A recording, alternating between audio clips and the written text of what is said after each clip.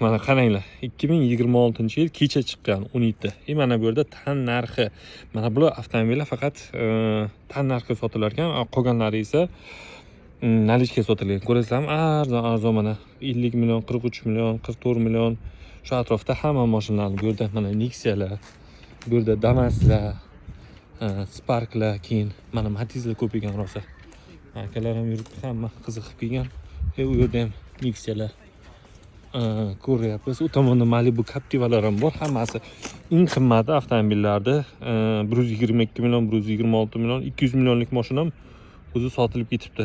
188 millionlik mashina bor ekan. Malibu 2 188 million so'mga narx sotib olib ketsangiz bo'ladi. O'rtoqlar, bu yerda ko'pi ahvoli juda ham yomon. Mana masalan, uni ko'ryapsizlarmi qanaqa ahvolda?